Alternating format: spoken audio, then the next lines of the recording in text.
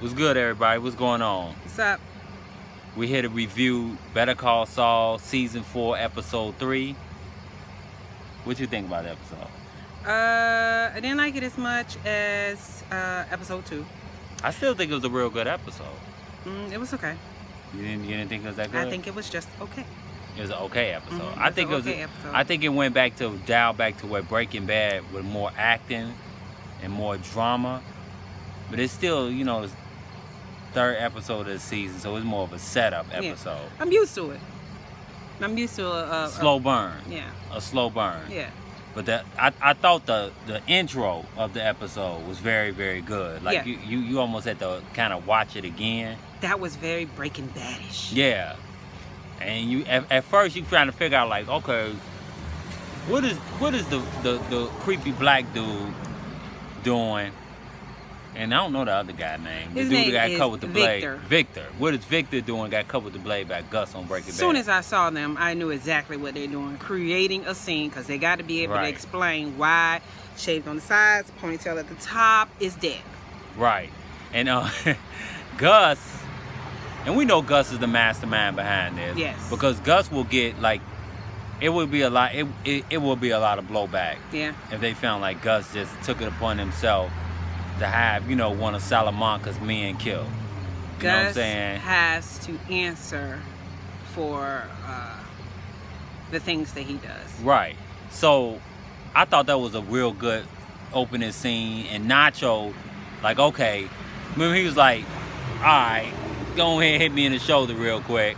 Bow, you know what I'm saying? I can't believe that he thought that was going to be enough. I mean, as soon as I saw him walking away saying, can I call now? I said to my husband, I was like, that's not enough. They're going to have to shoot him again. And lo and behold, Victor, pow, shoots him again. They set that scene up real nice. And, of course, they set the crime scene up because them creepy twins. Murder 1, murder 2. Yeah, them dudes, like, they was really, like, they don't say what they thinking. They're like, But you know. But the wheels is turning. They just stand over on top of you. They like Nacho out there, like, getting operated on. They just right there just looking. Yeah. Like, you know what I'm saying? Like, okay, let's get this dude talking. Because that's what we about to do. We about to get this dude talking. You know what I'm saying? So I think that was probably the highlight. Well, one of the highlights of the episode, action-wise. The highlight for me. I think the Nacho story is becoming one of the best parts of the series so far. At this time. I can see that. Now, Jimmy with them figurines. I still really don't know what Jimmy's problem is. I understand that his brother passed and he may be feeling some type of way and he's lots of things going on. He probably need a little bit of therapy. But why does he need money so bad? Why is he really hard pressed? You think he's doing it for the money? I don't know. You know Jimmy's weird. You know, he kind of likes he likes that, you know, the thrill. I guess it kind of reminded him of when he was in Cicero, like at Chicago with those tricks. Yeah, with his friend. Yeah, big guy. Yeah, I think he kind of. I think he's kind of going back into his old ways in a way. I don't think it's about the money, because when he got that $5,000, he's like, oh, it's a $5,000 check. Okay, I can pay my credit card. Yeah, my so it wasn't money. It's not too much of the motive in there. You know what? I don't like the regression that I see in Jimmy, but I'm still Team Jimmy, and he does get a pass. And he has to become Saul, so it's all playing into like the storytelling. And I think that with that whole scene, the dude sleeping in the office, you know what I'm saying, and him like, I was just like, okay, how far you gonna really go with this? Yes. How far? I think the whole thing was like good Breaking Bad, like. Definitely. You know what I'm saying? Vince Gilligan writing where it's like the way he had to come and get the dude out there. You know what I'm saying? It's a setup. Yeah. This is setting up for like later. I guess later on, this will probably be something that's gonna really bring him into becoming Saul Goodman. Yeah. And he's becoming a kind of where he regressing back to the shiesty Jimmy that he was when he was in Cicero. Yeah, and which running schemes with the big guy. And really what makes sense about his brother's death. Yeah. You get what I'm saying? Why like the death had why he had to die in the show to kind of help